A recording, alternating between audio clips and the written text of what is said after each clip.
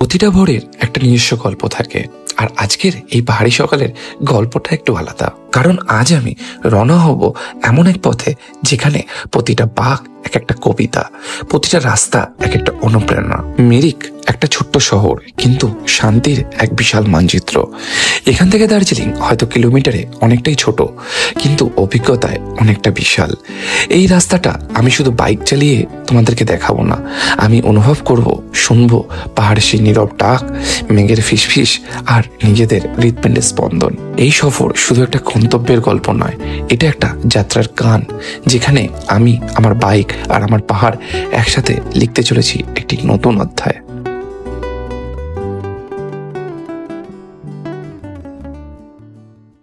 আর এখান থেকে গুগল বাবা না ম্যাপেল মা, গুগলকে সবাই গুগল বাবা বলে, তো আমি ম্যাপেলকে ম্যাপেল মা বললাম। তো ম্যাপেল মা এখান থেকে দেখাচ্ছে 43 কিলোমিটার, আর টাইম লাগবে 1 ঘন্টা 31 মিনিট, মানে 1.5 ঘন্টার কাছাকাছি লাগবে। বাট দেখা যায় কতক্ষণে যাই আমরা, কারণ পাহাড়ি এলাকা তো একটুখানি টাইম লাগে এখান থেকে যেতে। পাইন গাছ, এখানে deputy manager B bungalow private residency আছে এখানে লেখা রয়েছে। তো রাস্তার দুপাশে দেখো কি সুন্দর চায়ের বাগান, আর এসে বড় বড় পাইন গাছ। কি সুন্দর লাগছে না দেখো এই জায়গাটা,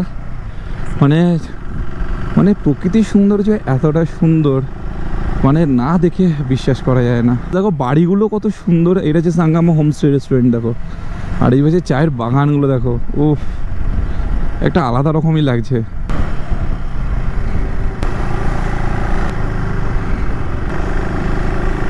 সুন্দর, এখানে একটা ভিউ পয়েন্ট আছে, বাট এখানে আমরা স্টে করবো না, আমরা যাবো সামনের দিকে। আর এখানে অনেকে দাঁড়িয়ে ফটো শটো তোলে, বাট আমরা দাঁড়াচ্ছি না। এখানে দেখো ফটো তুলছেও অনেকে গাড়ি দাঁড় করিয়ে। এটা হচ্ছে গোপালধারা টি এস্টেট।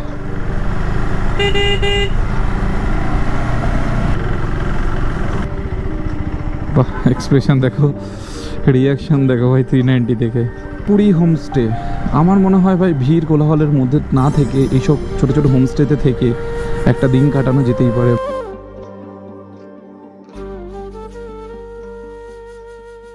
চারিদিকটা দেখো পুরো মেঘলা মেঘলা করেছে, আর হালকা হালকা সবে বৃষ্টি পড়া স্টার্ট হয়েছে। আর এখান থেকে এখনও পশুপতি বর্ডার প্রায় 4.5 কিলোমিটার। তো ভাই এটাই বলবো, কমসে কম পশুপতি বর্ডারে ঢোকার আগে পর্যন্ত ভাই জোরে বৃষ্টি নামিস না। ওখানে ঢোকার পর বৃষ্টি নাম, কিছু যে একটা জায়গায় স্টে করা যাবে, বাট এই সময় যদি জোরে বৃষ্টি নামে অবস্থা খারাপ হয়ে যাবে। আর উপর থেকে অনেকে হেঁটে হেঁটে যাচ্ছে, বাট আমরা উপরে যাওয়ার কোনো দরকার পড়বে না, আমরা নিচেই স্টে করি, নিচে থেকে বেরিয়ে যাই। কারণ এখানে এখন যদি ওয়েট করি তাহলে পশুপতি বর্ডার মিস হয়ে যাবে। ও কি ভিউ মাইরে! এর জন্যই তো বলে না, প্রকৃতিপ্রেমী যারা তারা বারবার ছুটে আসে এই প্রকৃতির কোলে।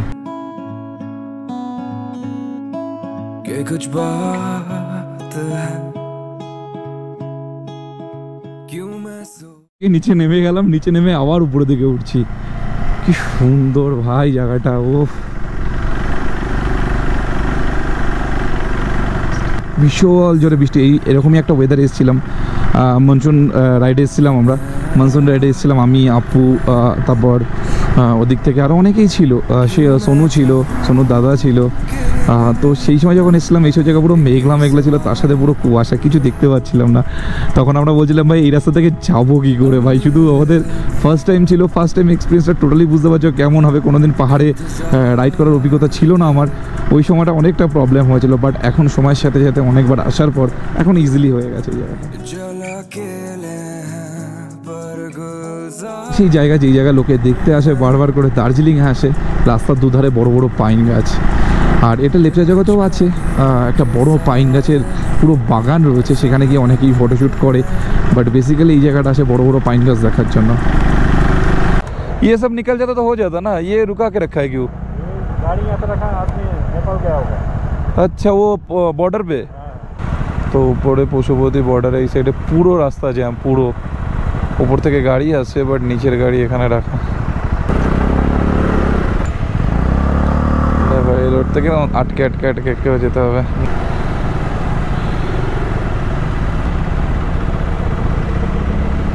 বর্ডার, পুরো বর্ডার আটকে আছে, বর্ডার সাইড পুরো। আর কত কাটাবে হচ্ছে পশুপতি বর্ডার, আর গাড়ি রাখার পার্কিংয়ের জায়গা দেখতে হবে কোথায় আছে। সিট গাড়ি পার্কিং। এটা হচ্ছে পশুপতি মার্কেট, হ্যাঁ এটা হচ্ছে ইন্ডিয়ান মার্কেট, অ্যান্ড বাদিকে হচ্ছে তোমার নেপাল মার্কেট। বাট বর্ডারে ঢুকতে পারবো কিনা, গাড়ি রাখতে দেবে কিনা, এটা একটু ব্যাপার। গাড়ি নিয়ে যেতে পারবো কি একবার জিজ্ঞেস করে নি দাঁড়া एक मिनट गाड़ी लेके जा सकते क्या हाँ हाँ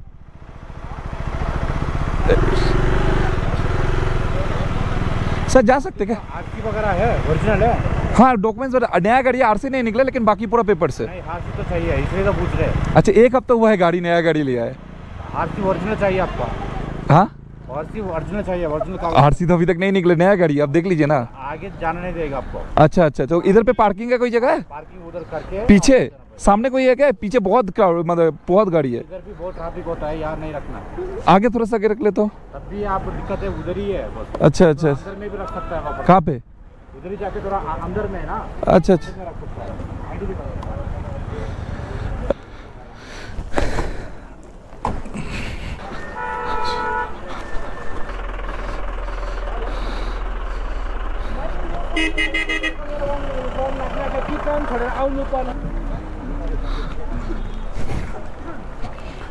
एंट्री करना पड़ेगा ना हाँ আচ্ছা হ্যাঁ ক্যামেরা রিজনের কারণে ওখানে ভাই ক্যামেরা অ্যালাউ ছিল না বাট এখান থেকে ক্যামেরা অ্যালাউ আছে আর সামনেও সম্ভবত চেকিং পোস্ট আছে নেপালের আর্মির তো সেখানেও অ্যালাউ নেই আর এখান থেকেই মার্কেট স্টার্ট হয়েছে ওয়েলকাম টু নেপাল এটা পশুপতি বাজার মার্কেট আর দেখি কী কী পাওয়া যায় এখানে সব নেপালের সব জিনিসপত্র পাওয়া যায় সামনে থেকে গাড়ি এখান থেকে যায় 1.5 কিলোমিটার বাজারের ভিতরে যদি তোমরা যেতে চাও তো যেতে পারো বাট আমিও ডিসাইড করছি যে এখান থেকে যাবো কি যাবো না বেরিয়ে গেলাম আর ওখান থেকে জাস্ট একটা ব্যাগ কিনেছি আর ব্যাগটা দেখতে যথেষ্ট সুন্দর যখন বাইক নিয়ে বেরোবো বা একদিনের রাইড বা ছোটোখাটো কোথাও যদি যাই তো ওই ব্যাগের মধ্যে নিয়ে নিতে পারবো তো তোমরা যদি পশুপতি মার্কেটে আসো এখান থেকে জ্যাকেট কিনতে পারবে ব্যাগ কিনতে পারবে আরও অনেক কিছু কিনতে পারবে যেগুলো অনেক সস্তায় কেনা যায় দেখো এই কিছুক্ষণ আগে পুরো পরিষ্কার ছিল এখানে দেখো পাইন ফরেস্ট আর তার মধ্যে দেখো গাইস পুরো অন্ধকার হয়ে গেছে ও জায়গাটা দেখো এখানে ফটোশুট চলছে ভিডিও চলছে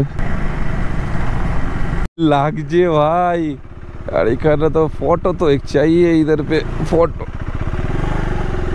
रख सकते क्या পরিষ্কার ছিল কিছুক্ষণ আগে পুরো পরিষ্কার ছিল বাট এখন দেখো মেঘ কিভাবে যাচ্ছে দেখো এত জোরে জোরে মেঘ যাচ্ছে না পুরো চারিদিকে কুয়াশা কিছুক্ষণ যাচ্ছি দেখতে ভালো পাচ্ছি আবার কিছুক্ষণ পরে দেখছি কিছুই দেখা যাচ্ছে না আর এখান থেকে এখনও দার্জিলিং প্রায় 30 কিলোমিটার বাকি 29 কিলোমিটার বাকি আমরা একটু স্টে করতে করতে আস্তে আস্তে যাচ্ছি আর সামনে দেখো বস সামনে তো কিছুই দেখা যাচ্ছে না এই সময় যে ভিউজগুলো আছে না এইগুলো একটু ঠান্ডা মাথায় অনেক সময় নিয়ে যদি এখানে ভিডিও বানানো যেত না বস কি অবস্থা দেখো অসাধারণ সুন্দর অসাধারণ প্রকৃতির দৃশ্য ভাই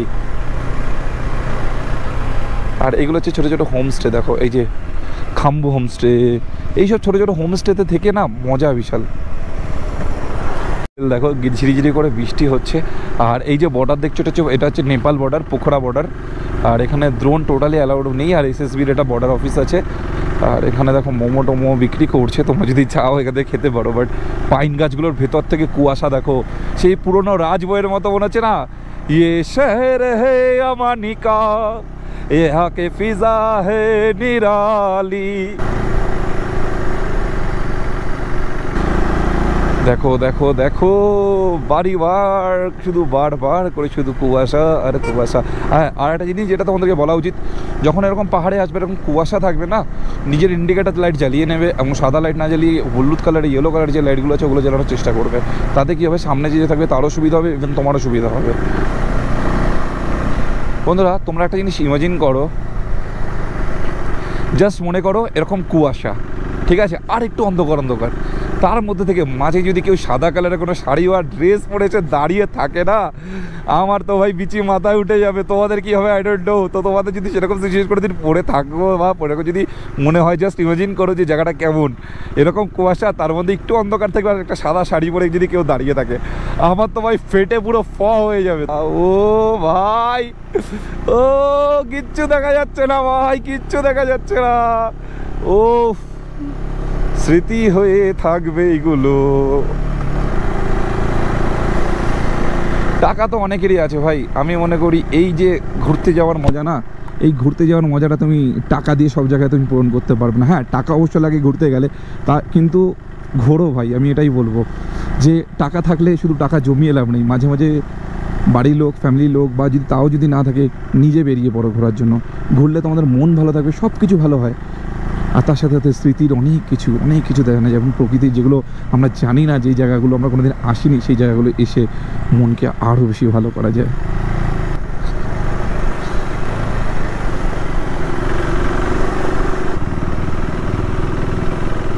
দেখাচ্ছি, না দেখালেই নয়, জায়গাটা দেখো। উফ, পাইন গাছের সাথে কুয়াশা বা মেঘ ঢোকার পরে কত সুন্দর লাগছে না, দেখো বড় বড় গাছ, আর তার সাথে সাথে দেখো পাইন গাছগুলো, সুন্দর না? আর এখান থেকে এখনও ঘুম স্টেশন 14 কিলোমিটার, প্লাস ধরো আর সঙ্গে আরও 4 কিলোমিটার, প্রায় 18 কিলোমিটার এখন আমার দার্জিলিং বাকি। কি লাগছে ভাই! আর এখানে এরা কী করছে? এখানে এরা ফটোশ্যুট করছে, রাইডে এসেছিলো, আসার পরে ফটোশ্যুট করেছে, দেন বাচ্চা ছেলে নতুন রাইডে এসছে। এইভাবে সবাই উৎসব হওয়া উচিত সবার। আর এটা দেখে পুরোনো হন্টেড হাউসের মতো লাগছে। ভাই যাবো না, এখানে দাঁড়াবো না। ওই দেখো ওই পাশে আবার কবরস্থান রয়েছে, ভাই দাঁড়ানোর কোনো সিনই নেই ভাই। এইখানে দেখো, এখানে কবরস্থান আছে, এখানে কোনো দাঁড়ানোর সিনই নেই, হন্টেড প্লেস। ভাই গায়ে কাটা দেওয়া শুরু হয়ে গেছে।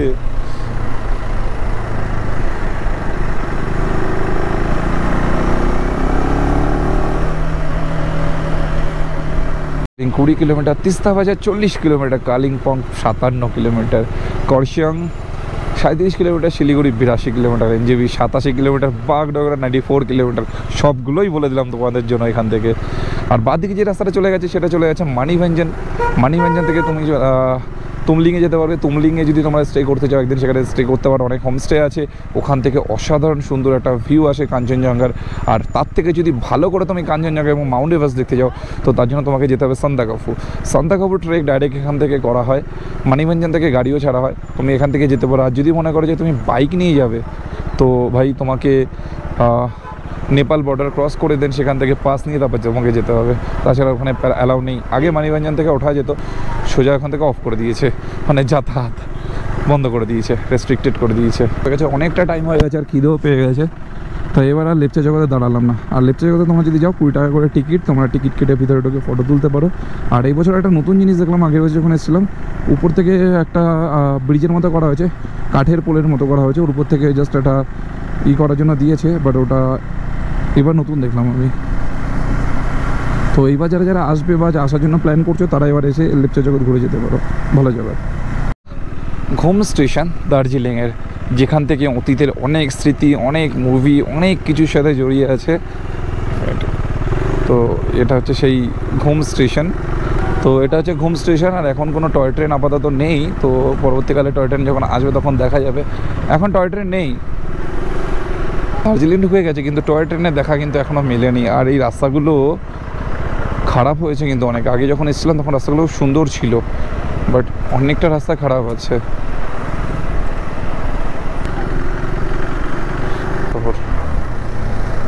কত টয় ট্রেন দাঁড়িয়ে আছে, সবাই ফটো তুলছে এখানে। আর এখান থেকে টয় ট্রেন বেরোচ্ছে ঘুম থেকে উঠে, আর এখান থেকেও দার্জিলিং থেকেও অনেকে ওঠে। তো পুরনো ইঞ্জিন, কত পুরনো ইঞ্জিন দেখো এখানে দাঁড়িয়ে রয়েছে, আমাদের ব্রিটিশ আমলের তৈরি টয় ট্রেন।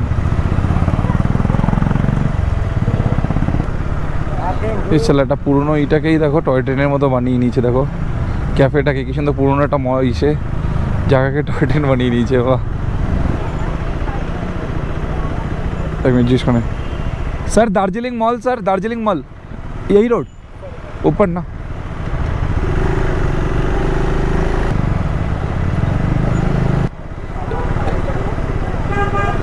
এটা যে আইনক্স।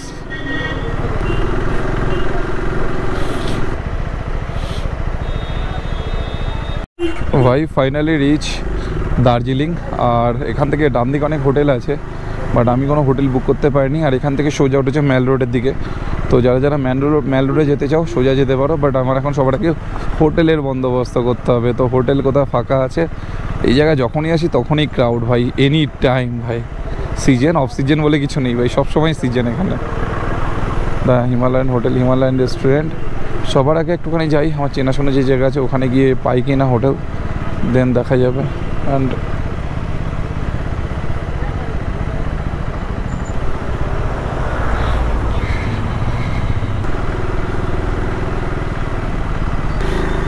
भाई साहब जगह देखो, আর আমাদের যেতে হবে 1 মিনিট, একবার দিকে গিয়ে কথা বলে আসি। ড্রিমস ট্যুর অ্যান্ড हॉस्पिटैलिटी कहा गया ऑफिस 78 हाँ 38 उधर ही चाहिए आपको? हाँ मोहल्लट के आसपास।